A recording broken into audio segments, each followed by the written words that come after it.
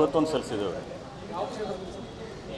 Nippani taluk PACS society PKPS ಹೋಗ್ತೇನೆ.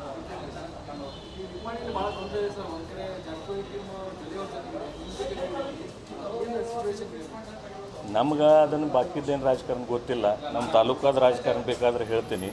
ನಾವು ಯಾವುದೂ ಇಲೆಕ್ಷನ್ ಇದ್ದರೆ ನಾವು ಅಂದರೆ ನಮ್ಮದೊಂದು ಟೀಮ್ ಇದೆ. ನಾವು ಎಲ್ಲ ಸಮವಿಚಾರಿ ಮಾಡುವಂಥ ಇರ್ತಕ್ಕಂಥ ಸುಭಾಷ್ ಜೋಶಿ ಸರ್ ಇದ್ದಾರೆ, ವೀರಕುಮಾರ್ ಪಾಟೀಲ್ ಸಾಹೇಬ್ರು ಇದ್ದಾರೆ, ನಮ್ಮ ದಿವಂಗತ ಕಾಕಾ ಸಾಹೇಬ್ ಪಾಟೀಲ್ ಅವರು ಚಿರಂಜೀವಿ ಆದ ಸುಜಯ್ ಪಾಟೀಲ್ ಇದ್ದಾರೆ. ನಾವೆಲ್ಲರೂ ಕೂಡ ನಮ್ಮ ತಾಲೂಕಾ ಬಗ್ಗೆ ವಿಚಾರ ಮಾಡಿ ಒಂದು ನಿರ್ಣಯ ಮಾಡಿದ್ದೀವಿ.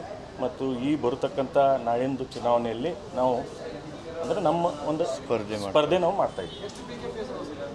ಅದನ್ನ ಈಗ ಬಹಿರಂಗವಾಗಿ ಹೇಳೋಕ್ಕಾಗೋದಿಲ್ಲ. ಅಲ್ಲಿ ಟೋಟಲ್ 119. ಅದನ್ನು ಈಗ ಇವತ್ತು ಹೇಳೋದಿಲ್ಲ, ಚುನಾವಣೆ ಮುಖಾಂತರ ನಿಮ್ಗೆ ಗೊತ್ತಾಗುತ್ತೆ ನಮ್ಮ ಕಡೆ ಎಷ್ಟಿದಾವೆ.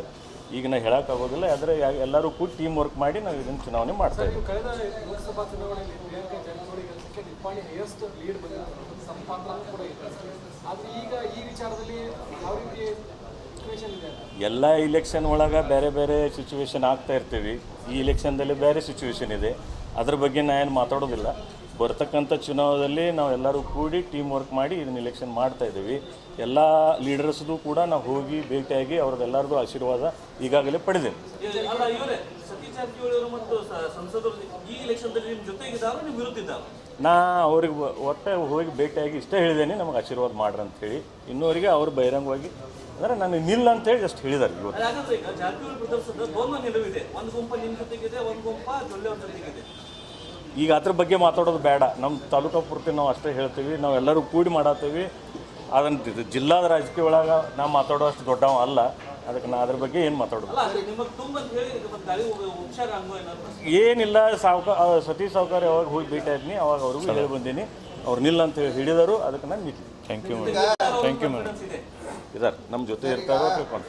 ಈಗ ವೀರಕುಮಾರ್ ಪಾಟೀಲ್ ನಿಮ್ಮ ಪಕ್ಕಕ್ಕೆ ನಿಂತಾರಂದ್ರೆ ಸತೀಶ್ ಜಾರಕಿಹೊಳಿ ನಿಮ್ಮ ಜೊತೆಗಿದ್ದಾರೆ. ಅದನ್ನ ನೇರವಾಗಿ ನೀವು ತಿಳ್ಕೊ. ಆದ್ರೆ ಇನ್ನೊಂದು ಬಾಲಚಂದ್ರ ಜಾರಕಿಹೊಳಿ ಅವ್ರ ಕ್ಯಾಂಡಿಡೇಟ್ ಜೊಲ್ಲೆ ಅವರು ಅಂತ ಹೇಳ್ತಾ ಇದ್ರು. ನಾಳೆ ರಾಜ್ಯ ಸಂಧಾನ ಆಗಿ ತಾವು ಕಣದಿಂದ ಹಿಂದೆ ಸರಿಬೇಕಾದ್ರೆ ಹಿಂದೆ ತಗೊಳ್ಳೋದು ಪ್ರಶ್ನೆ ಇಲ್ಲ. ನಾವು ಯಾವತ್ತೂ ಅಂದರೆ ಅವ್ರಿಗೆ ಹೇಳೇ ಬಂದೀವಿ.